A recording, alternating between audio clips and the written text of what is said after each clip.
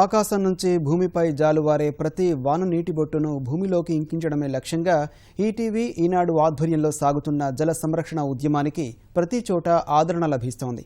ఇంకుడు గుంతలు తవ్వేందుకు జనం ముందుకు వస్తున్నారు. ప్రభుత్వ, ప్రైవేటు కార్యాలయాల ఆవరణల్లోనూ పెద్ద సంఖ్యలో ఇంకుడు గుంతలు తవ్వారు. రాష్ట్ర వ్యాప్తంగా జల సంరక్షణ ప్రాముఖ్యత వివరిస్తూ ప్రదర్శనలు నిర్వహించారు.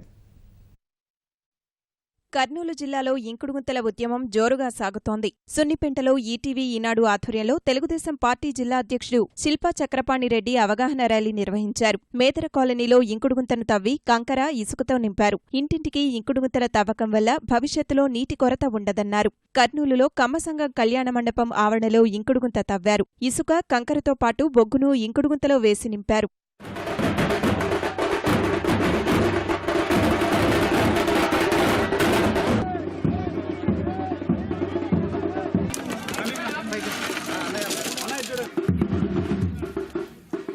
నెల్లూరు జిల్లా వెంకటాచలంలో ఎంపీడీఓ కార్యాలయం వద్ద ఇంకుడుగుంతలకు అవసరమైన సామాగ్రిని తరలించే వాహనాలను మండల సభ్యుడు సోమిరెడ్డి చంద్రమోహన్ రెడ్డి ప్రారంభించారు. గుడ్లూరువారిపాలెంలో తెలుగుదేశం నాయకుడు మురళీకృష్ణారెడ్డి తవ్విస్తున్న 1000 ఇంకుడుగుంతలకు కావాల్సిన కంకర, ఇతర సామాగ్రిని 7 ట్రిప్పర్లు, 3 ట్రాక్టర్లలో తరలించారు. సర్వేపల్లి నియోజకవర్గంలో 25,000 ఇంకుడుగుంతలు నిర్మించాలని లక్ష్యంగా పెట్టుకోగా ఇప్పటికే 2,170 గుంటలు పూర్తి చేసినట్లు సోమిరెడ్డి తెలిపారు. నెల్లూరులో అగ్నిమాపక కేంద్రం ఆవరణలో 2 ఇంకుడుగుంతలు సిబ్బంది తవ్వారు.